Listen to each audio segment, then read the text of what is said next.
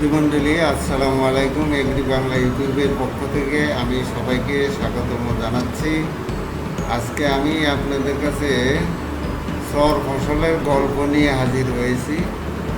আমার দেখা চর, তার অভিজ্ঞতা থেকে আমি আপনাদের সামনে যে চরের যে সম্ভাবনা এই বিষয়ে কৃষিতে আলোচনা করব। আপনারা ভিডিওটা শেষ পর্যন্ত দেখবেন। যারা আমার চ্যানেলটা এখনও সাবস্ক্রাইব করেন নাই তারা চ্যানেলটা সাবস্ক্রাইব করবেন, লাইক এবং শেয়ার করবেন। চলুন দেখা যাক। প্রথমে আমি যে জিনিসটা দেখাচ্ছি যে আমি বাংলাদেশের একটা চর অঞ্চল অধ্যুষিত জেলায় দীর্ঘদিন যাবৎ চাকরি করতেছি। এটি হলো গাইবান্ধা জেলা এবং তার পাশ দিয়েই বয়ে গিয়েছে, আপনারা জানেন যে ব্রহ্মপুত্র নদ। এই ব্রহ্মপুত্র নদের বা আমরা কিছু অংশ এটা যমুনা নামে পরিচিত, এই ব্রহ্মপুত্র নদের একটা দৃশ্য আপনাদেরকে দেখাইছি। এটা হলো সেই ব্রহ্মপুত্র নদ। আমি এই নদের চর অঞ্চলকে ঘিরে কিছু কৃষি নিয়ে আলোচনা করব। আপনারা ভিডিওটা দেখতে থাকেন। এটা হলো চরের পাড় এবং পাড়ে অনেক লোক এখনও বসবাস করেন এবং বন্যায় কবলিত। প্রতি বছরই তারা বন্যা ফেস করে থাকেন। কিছু বৃক্ষরোপণ তারা করেছেন বিভিন্ন উঁচু এলাকাগুলোতে। এখন আমরা আস্তে আস্তে চরের মাঠে ঢুকবো। আপনারা দেখতে পাচ্ছেন যে এটা একটা অপ্রচলিত ফসল, যেটা আমরা টিসি বলে থাকি। যে এই ফসলটা চরে তারা আবাদ করে থাকে এবং এটা ছিটিয়ে বনে তারা অল্প খরচেই এটা আবাদ করে। আচ্ছা, এরপরে যে ফসলটা আপনারা দেখছেন এটা সবাই জানেন যে বাংলাদেশের একটা প্রধান ফসলের মধ্যে পড়ে। এটা হলো গম এবং বেশিরভাগ চর অঞ্চলে ফসলটা আবাদ হয়ে থাকে এবং উর্বর পলিতে তারা শুধু ছিটিয়ে বুনেই কিন্তু এই গমটা পেয়েছে। এখানে অতিরিক্ত কোনো সারের প্রয়োজন হয় না। ভালো বীজ দিতে পারলে তারা এখান থেকে সুন্দর তার এখানে কিন্তু বাংলাদেশ কৃষি গবেষণার থেকে যে নতুন জাতগুলো যে বাড়ি গম 28, 29, 30, 31, 32, 33 পর্যন্ত কিন্তু এই চর অঞ্চলে তারা আবাদ করে। এইটা হলো আমাদের একটা বেশ চাহিদা সম্পন্ন প্রোটিন সরবরাহকারী আপনার একটা মসুরের জমি এবং এই জমিটার পাশেই আপনারা দেখতে পাচ্ছেন অনেক গমের জমি। গম এবং মসুর এখানে এই চরে পাশাপাশি আবাদ হয়ে থাকে। এরপরে যে ফসলটা আপনারা দেখছেন এটাও সেই মসুরের আপনারা জমি, গমের জমি। এই যে এখানে আপনারা মসুরের একটা গবেষণাগারের একটা প্রদর্শনী এখানে দেওয়া হয়েছে বিভিন্ন জাতের। তার একটা ছবি আপনারা দেখতে পাচ্ছেন। কৃষক সহ তারা এটা আবাদ করেছে এবং ব্যাপক এরিয়া তারা আবাদ করছে। আমি কৃষকদের সাথে আলাপ করে দেখা গেল যে বাড়ি মসুর আট তারা এখানে আবাদ করেছে এবং এটা আবাদ করে তারা লাভবান হচ্ছে। আচ্ছা, মসুর আমরা দেখছি যে এখানে বেশ চিহ্ন পট হয়ে থাকে এবং দানা হয়ে থাকে ভালো। অল্পতেই এই ফসলগুলো তারা পেয়ে থাকে।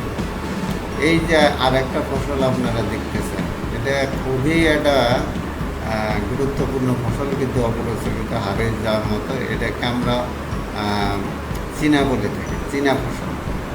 এটা দানাদার ফসলের মধ্যে ইংরেজিতে যেটা আমরা মিলেট বা মিলেট ওইগুলোকে। তা আপনারা এই ফসলটা এর ভাত কিন্তু খুবই খাইতে খুব দানা ছোটো এবং এর খইও খুবই মজা এবং চর অঞ্চলে এটা আবাদ হয়ে থাকে চীনা। আচ্ছা, মসুরের একটা ছবি।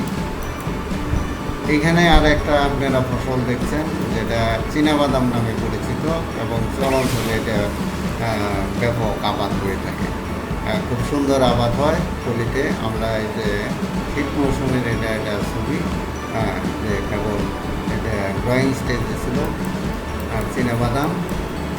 এবং এখানে চর অঞ্চলে সাধারণত মহিলাদের কর্মসংস্থানের একটা বিশেষ সুযোগ আছে। এখানে মহিলারা চর অঞ্চলে বেশি কৃষিতে এই কাজ করে থাকে তারা, এবং তাদের আয় বর্ধনের একটা বিরাট অংশ এই চর অঞ্চলের ফসল। এখানে আর একটা ফসল দেখছেন বাংলাদেশে সবচেয়ে গুরুত্বপূর্ণ এবং চাহিদাপূর্ণ ফসল, পেঁয়াজ ফসল। এই চর অঞ্চলে এটা ব্যাপক পেঁয়াজ। এখানে কিছু গবেষণার থেকে, মশলা গবেষণার থেকে তাদেরকে কিছু প্রযুক্তি দেওয়া হয়, বিশেষ করে ভালো জাতের বীজ দেওয়া হয়। তারা এই চর অঞ্চলে এটা ব্যাপকভাবে আবাদ করে থাকেন এবং এটা সম্প্রসারণের কাজও চলছে। তো এখানে বাড়ি পেঁয়াজ বিভিন্ন ভ্যারাইটি নিয়ে আবাদ করেছেন। পেঁয়াজের সাথে তারা ধনিয়া এবং অন্যান্য মশলা জাতীয় ফসল আন্তঃফসল হিসেবেও করে থাকে। যেখানে পেঁয়াজ আপনারা দেখছেন যে ব্যাপক আবাদ হয়েছে একসাথে। এখানে একজন ফার্মার্স তার জমিতে দাঁড়াই আছে এবং একজন কিষানিও তার জমিতে পরিচর্যায় রত। এই যে পেঁয়াজের সাথে ধনিয়া ফসল আপনারা দেখতে পাচ্ছেন যে এই ফসলটাও খুবই একটা গুরুত্বপূর্ণ ফসল।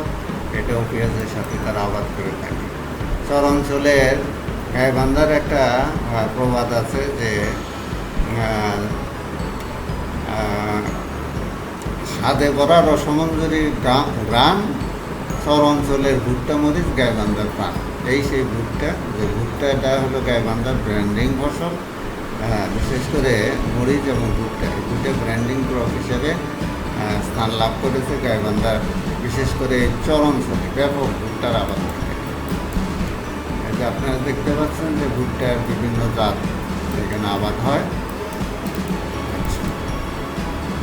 এখানে বিশেষ করে কৃষি গবেষণার থেকে হাইব্রিড জাতের বিভিন্ন ভুট্টা এখানে দেওয়া হয় তাদেরকে প্রযুক্তি বিস্তারের জন্য, এবং তারা এটা আবাদ করতেছে। একটা হারিয়ে যাওয়া ফসল যেটা আমরা প্যারা বলে থাকি, অনেকটা এটা মানুষ সাধারণত এটা ছাতু খায় বা এটা অনেকটা ভেজে খায়, খুব ভালো লাগে এবং এটা চর অঞ্চলে আবাদ এখনও হচ্ছে। এটা একটা ভালো ফসল। এখানে উন্নত মানের গমগুলো আপনারা দেখতে পাচ্ছেন যে সর্বশেষ ভ্যারাইটি যেগুলো, সেগুলো এখানে আবাদ শুরু করে গেছে।